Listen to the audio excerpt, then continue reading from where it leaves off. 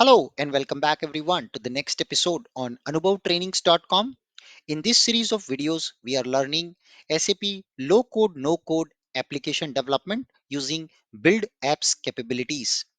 In the last class, I showed you how to create a simple Build app application with barcode scanning capability. In our today's session, we are going to proceed further and look at how to call an open API. An API is a contract between caller and the called party. Whenever you would want to access data over the internet, you typically use APIs. These days, most often we use REST APIs. The OData is also a further extension of the REST API. So in today's session, I will show you calling a simple REST API from an open source website which delivers us the list of all the products. So let's get started and see how can we configure and call a API from open data source, an open API. So a REST API, direct integration type, data resource essentially tells SAP Build how a specific JSON format HTTP REST API can be accessed.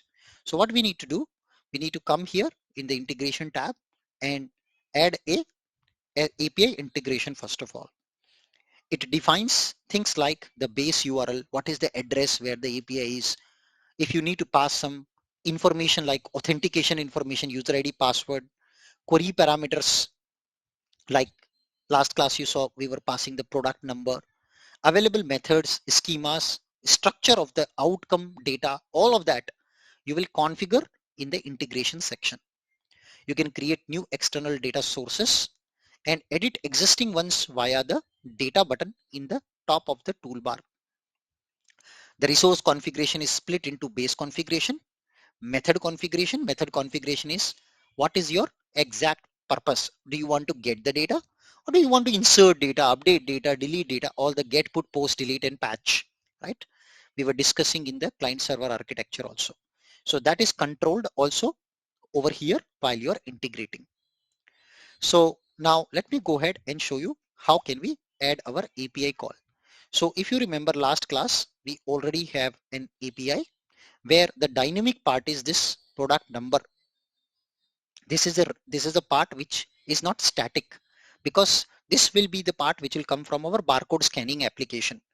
Yes, and we will inject the scanned code in this URL and send it to the server. So the remaining part is this whole thing. So there are mainly three parts in this URL. If you look at the first part of the URL, it remains pretty static. That's the address of the server. Yeah. So the first part remains pretty static, which is the address of the API. That remains absolutely fixed. It doesn't change. Yeah, that's the yellow part. Then comes is the part which is the path prefix part. Yeah, which is the second part here. And in this second part itself, the number of the product is also a variable part which keeps on changing every time. Yes, at runtime. So we will have three different sections: the fixed part, the dynamic part, and the path prefix and the dynamic part in the path prefix. So this number should be replaced at runtime with a variable. We go to integrations and we add a data entity, universal REST API integration. That's the first option. I will be teaching you most of these options in the coming classes. So we go with the universal REST API integration. We enter the data entity name as, let's say, products, and now we will put base API URL. So base API URL is the fixed part which never changes. Add that. Then data entity description, get the product product information, and by default there is something called an ID property. I cannot delete this. Yeah, it is mandatory. However, I will create now a new property where I will pass the barcode. So this is a custom property I'm creating, which I will pass at runtime to my URL, this pink color part. So for this, I'm creating a variable of type text. Add it. So it's added now. And then we will, once we define that what is my API endpoint, what is the description and what is the variable, I can now configure the dynamic part. So what is that I want to do with this API? I want to get all the information. I want to get single product information. I want to create, update, replace or delete. So obviously our goal is to retrieve single product information. So we choose retrieve, switch on, and I click retrieve. So here we can give now the relative path of the query. So we click on this button and we add a formula. Yes, and we create a formula. So in the formula now I take this second part, I paste it, and I will just concatenate. But oops, Anubhav, you have hard coded the product number. Obviously we will remove it, this hard coding. So I will concatenate the remaining static part, and this number which we had hard coded we will replace. Replace with what? With a variable which I just created few seconds ago. So if you look at here, you can see variables, data query variables. So here you see a lot of data query variable.